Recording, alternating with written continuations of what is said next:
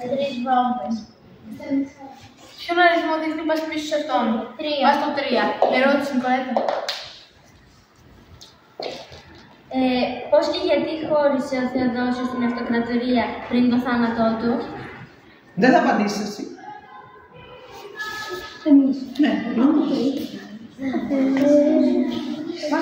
πήγαινε εκεί να απαντήσεις. Έλα, Γιάννη, πήγαινε εκεί και απάντα. Σ' ακούμε, κάτσε κάτω. Χώρισε στα 2, στο γιο του, δεν θυμάμαι το όνομα, στους δύο γιους στη Δυτική. Ωραία. Στη Δυτική, νομίζω τον Αρκάδιο και στην... Όχι, Ανατολική τον Αρκάδιο. Ναι, και στην Ανατολική, τον Ανατολική. Δεν πειράζει. Γιατί, Ηρακλή. Εκεί. Ωραία. Κέρδισε. Ναι. Ωραία. Παίζεις.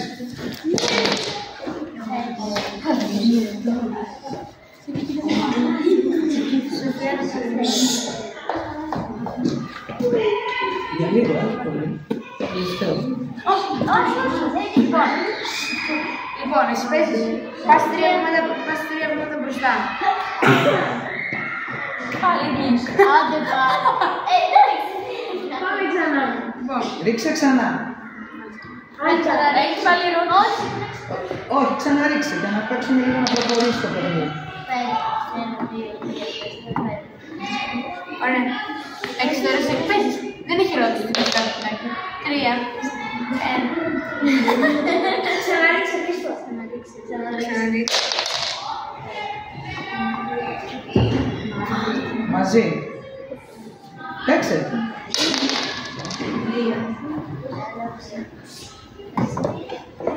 Έχουμε ερώτηση.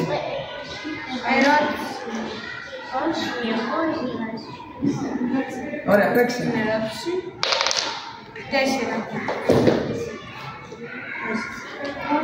Όχι, όχι. Από το 18 πάλι.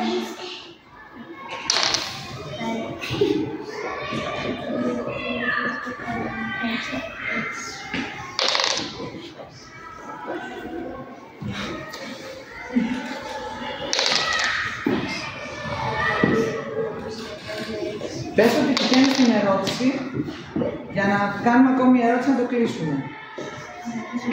Έλα.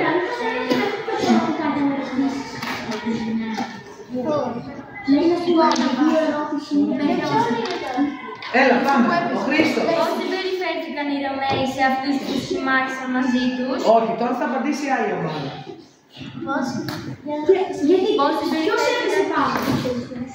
Πώς συμπεριφέρθηκαν οι Ρωμαίοι σε αυτούς που συμμάχισαν μαζί τους? Έλα, απάντησε. Ναι. Συμπεριφέρθηκαν. Συμπεριφέρθηκαν καλά στους συμμάχισαν και όσοι δεν τους δεν έκαναν μάχες με τις λεγιώνες τους. Γι' αυτό τους έδιναν ελευθερία και είναι ελευθερία αυτό. Είναι απόλυτα καλά η σωστή ερώτηση. Για να δες τι λέει. Διάβασα μας τη σωστή.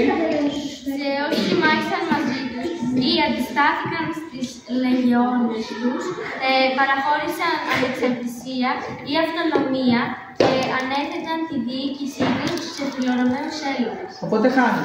Stop, κύριε.